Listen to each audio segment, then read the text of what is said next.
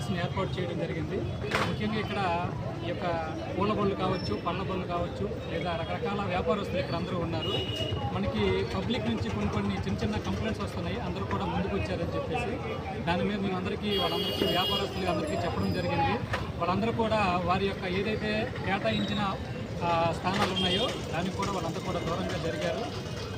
అదేవిధంగా పబ్లిక్ కూడా మా యొక్క విజ్ఞప్తి ఏంటంటే ఈ మార్కెట్ ఒకటే కాదండి, బయటికి ఎక్కడికైనా వచ్చేటప్పుడు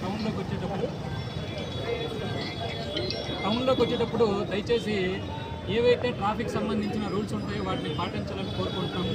ముఖ్యంగా తల్లిదండ్రులకి మా యొక్క విజ్ఞప్తి ఏంటంటే మీ యొక్క చిన్నపిల్లలకి లైసెన్స్ లేకుండా, డ్రైవింగ్ ఎక్స్పీరియన్స్ లేకుండా డ్రైవింగ్కి పంపిస్తుంటారు. అటువంటి వాళ్ళకి అలా బళ్ళు డ్రైవింగ్ ఇవ్వద్దని చెప్పేసి కోరుకుంటున్నాము.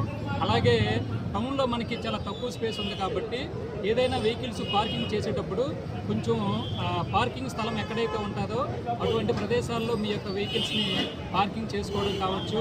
అలాగే మనకి మల్లం సెంటర్లో కొంచెం మనకి ట్రాఫిక్ అనేది కొంచెం ఎక్కువ సమయము జామ్ అవ్వడానికి అవకాశం ఉంటుంది కాబట్టి అలా వచ్చేటప్పుడు కొంచెం ట్రాఫిక్ రూల్స్, వెహికల్ ఓవర్టేక్ చేయడం కానీ, సిగ్నల్ని క్రాస్ చేయడం కానీ, లేదనుకుంటే అలాంటి ఏమీ చేయకుండా ట్రాఫిక్ యొక్క రూల్స్ని పాటిస్తారని చెప్పేసి కోరుకుంటున్నాము.